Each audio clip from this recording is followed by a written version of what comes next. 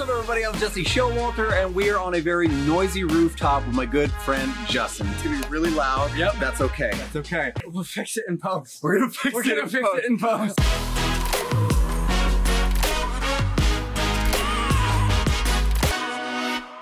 Justin is an amazing developer. He's an entrepreneur. He owns his own business and a web development shop, right? Specializing in very complex problems. Sure. I run a shop called Zayo out of Portland, Oregon, and we solve really hard problems by using or creating new technology, usually with WordPress, things like that, open source technologies, solving hard problems for great clients. Okay, awesome. And then how long have you been in business? How long have you been doing what you do?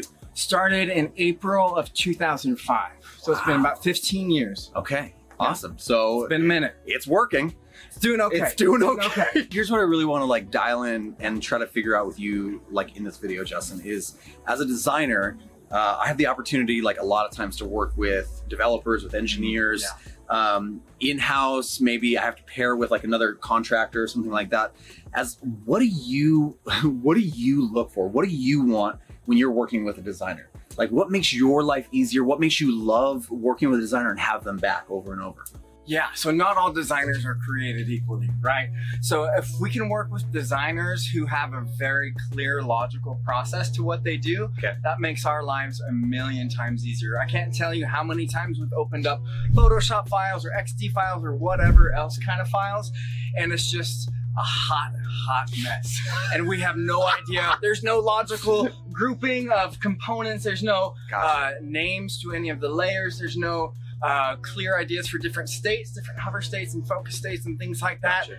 So just clarity of thought and logical thought processes makes a huge difference for us. Okay, cool. So you're looking for named layers, you're looking for logical process, drill down on that a little bit more when it comes to like logical process, like not just in a design file, but what about working with them like before, communicating with them, or like their process of like you onboarding them? Is there stuff in there that you're looking for too? Sure, yeah. So when it comes to working with developers and the communication process, I cannot tell you how many times over the last 15 years we have started a project with a designer and they disappear. It's as if they no longer Don't do it, designers! Don't do it! Please don't do it! Please don't do it! There's this reputation of designers, which maybe isn't fair, because developers have it too, of kind of being flaky and kind of falling off the radar a little bit. And so in terms of even logical process of you say you're gonna do a thing and you do it, that one little thing makes a whole world of difference. And so if we can work with designers who even in the logical process of their communications, if they would take an objective approach sometimes, because this may be stereotyping and I apologize it's okay if I offend any designers. It's okay. But my goodness, how many times we've talked to different designers who are like, yes, I'm on board for this project, it'll take us 3 weeks, and then we don't hear from them for like 3 months. And so even the logical process of just thinking through objectively, yeah, this project might take 3 weeks of work, but you know what? We're wrapping up a few projects and we'll have maybe a month of lead time. And so realistically, this will probably get done in 2 or 3 months. Having that sort of logical thought process to how they manage their time and run their business, it makes our life so much easier. Right. I think like we were talking about this earlier during our retreat, which is like, under promise, over deliver. Yes. Under promise, over deliver. Not the opposite. Not the opposite. Don't under deliver and over promise. That's a horrendous thing to do. And that's going to end up not getting you hired again. And the truth is, that's what 90+% of people, developers, designers, everybody else, that's what most people do.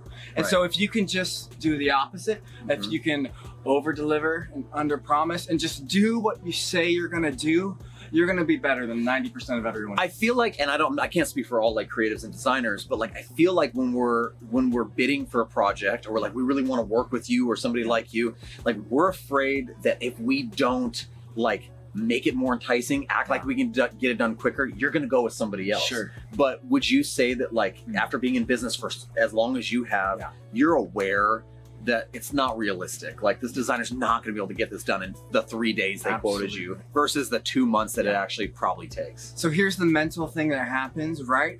Mentally, when we're bidding on something, whether we're developers or designers, mentally we're feeling like, man, if I don't charge less or if I don't get it done sooner, I'm not going to get the project. The truth of it is that I've seen over the last 15 years is that you will lose more projects by underbidding than you will by overbidding. You'll lose more projects saying that you'll get something done in a week than by saying something will take 3 months. Right.